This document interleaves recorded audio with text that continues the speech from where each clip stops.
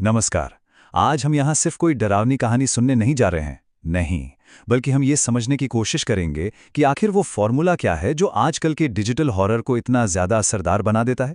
और इसको समझने के लिए हम दो बहुत ही मशहूर कहानियों का सहारा लेंगे। जरा इन शब्दों पर गौर कीजिए। ये सिर्फ एक धमकी नहीं है, ये तो उस अंधेरे और खौफ की नींव है जिस पर हमारी आज की कहानियां टिकी हुई हैं। एक ही लाइन में पूरी कहानी का माहौल एकदम गंभीर हो जाता है ना? तो चलिए मिलते हैं हमारी दो केस स्टडीज से, कालिंदी और खबीस। देखिए, ये कहानियां हिंदी डिजिटल हॉरर की एक नई लहर का एक परफेक्ट उदाहरण है। ये करती क्या है? ये हमारे पुराने जाने पहचाने डरों को आज की स्टोरी टेलिंग के अंदाज से जोड़ देती हैं। सोचने वाली बात यह है कि दोनों की दुनिया कितनी अलग है। एक तरफ है कालिंदी, एक गांव की कहानी जहां अतीत का साया आज भी लोगों का पीछा नहीं छोड़ रहा। और दूसरी तरफ है खबीस, एक मॉडर्न फैमिली जो अपने ही घर में अपने सेफ स्पेस में कैद हो जाती है। सेटिंग्स बिल्कुल अलग, लेकिन डर का जो फॉर्मूला है वो बिल्कुल एक जैसा है। तो चलिए इस हॉरर रेसिपी के सबसे पहले और सबसे ज़रूरी हिस्से से शुरू करते हैं, और वो है हमारी नायिका। मज़े की बात यह है कि वो कोई एक्सपर्ट या कोई तांत्रिक नहीं होती। नहीं, वो एक बिल्कुल आम इंसान होती है, और बस यही एक बात कहानी के डर को सीधे हमारे दिलों के बहुत करीब ले आती है। अब यहाँ देखिए, चाहे सावित्री हो गांव में या रुचिका शहर में, दोनों में कॉमन क्या है? कॉमन ये है कि ये लोग मुसीबत ढूंढने नहीं जाते, मुसीबत खुद इनका दरवाज़ा खटखटाती है। दोनों ही आम औरतें हैं जिनको जबरदस्ती एक भयानक दुस्वप्न में धकेल दिया जाता है। अच्छा, नायिका को तो समझ लिया, अब बारी है विलन्स की। और यहीं पर ये कहानियां बहुत स्मार्ट हो जाती हैं, क्योंकि सबसे असरदार हॉरर कहानियां वो होती हैं जो बुराई का डबल अटैक करती हैं। एक नहीं, दो तरह की बुराई।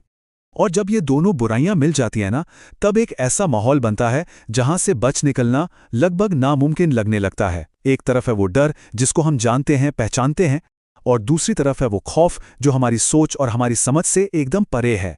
चलिए पहले इंसानी शैतान की बात करते हैं, ठाकुर धर्मवीर। ये उस बुराई की मिसाल है जिसे हम पहचान सकते हैं, और शायद इसीलिए ये और भी ज्यादा डरावनी है। ये एक ऐसे आदमी की बुराई है जो अपनी पावर बचाने के लिए कुछ भी कर सकता है।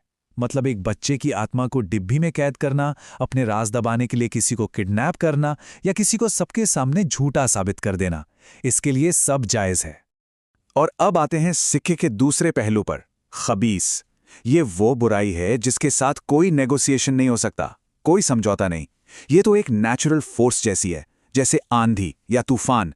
इसका बस एक ही मकसद है, अपने शिकार पर कब्जा करना, और इसके रास्ते में जो भी आएगा ये उसे बर्बाद कर देगी। सिंपल। तो सबसे ज़रूरी बात यह है कि ये दोनों ताकतें, इंसानी और अलौकिक, सिर्फ अटैक नहीं करती। नहीं, इनका काम करने का तरीका बहुत सिस्टमैटिक है।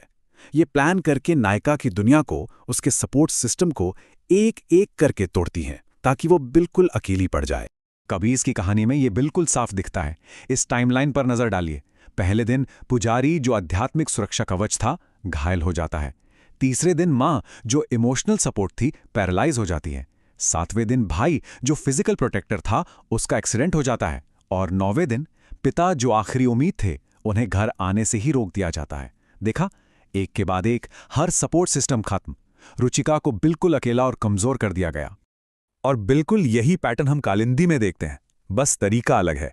यहां सावित्री को अकेला किया जाता है, लेकिन जिस्म से नहीं, समाज से। पहले वो सच पता लगाती है तो धर्मवीर के लिए खतरा बन जाती है। फिर उसके सबसे बड़े गवाह पुजारी को ही किडनैप कर लिया जाता है। उसके बाद जो उसकी मदद कर रहा है, देवांश, उसी को विलन बना दिया जाता है। और आखिर में सावित्री को ही सबके सामने गद्दार बना दिया जाता है। ये एक सोशल ट्रैप है जहां उसे समाज में ही जिंदा दफन कर दिया जाता है।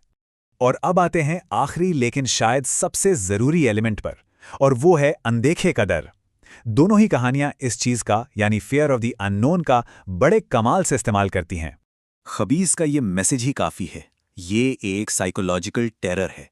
ये डर इस बात का नहीं कि सामने कौन है, डर इस बात का है कि कोई है जो अनदेखा है, जो सब जानता है और जो पूरे माहौल पर कंट्रोल रखता है।